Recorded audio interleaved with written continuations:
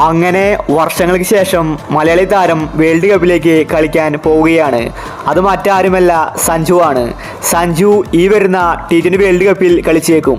T20 world കപ്പിനുള്ള Indian താരങ്ങളുടെ list പുറത്തു വന്നിരിക്കുകയാണ്. ഇതിനെക്കുറിച്ചാണ് നമ്മൾ ഇന്നത്തെ വീഡിയോയിൽ നോക്കുന്നത്.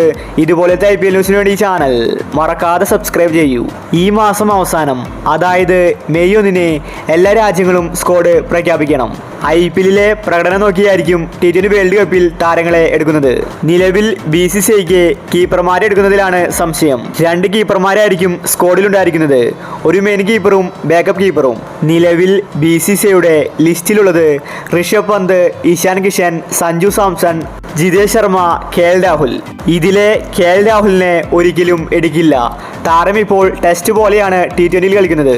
അതുകൊണ്ട് രാഹുലിനെ മാറ്റി നിർത്താം. ഇനി ജിതേഷ് ശർമ്മയുടെ കാര്യമെടുത്താൽ താരം ഇപ്പോൾ ഫ്ലോപ്പാണ്, ബാറ്റിങ്ങിൽ തിളങ്ങുന്നില്ല.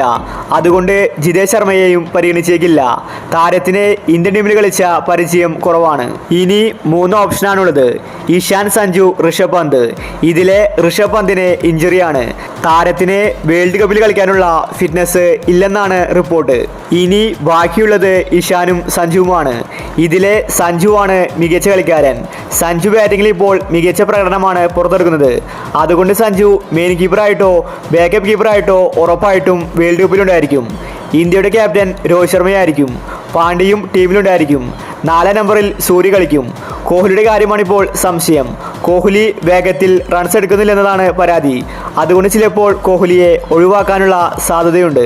ഇനി രാജസ്ഥാൻ ടീമിലെ പരാഗിനെയും ലക്നൗ ടീമിലെ മായങ്ക് യാദവിനെയും ഉൾപ്പെടുത്തുമെന്നാണ് റിപ്പോർട്ട്.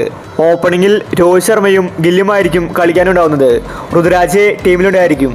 ജഡേജ, ചഹൽ, ഹർഷദീപ് സിംഗ്, സിറാജ് തുടങ്ങിയ താരങ്ങളും ടീമിലുണ്ടായിരിക്കും. അപ്പോൾ ഇതുപോലത്തെ IPL ന്യൂസിന് വേണ്ടി ഈ ചാനൽ മറക്കാതെ സബ്സ്ക്രൈബ് ചെയ്യൂ.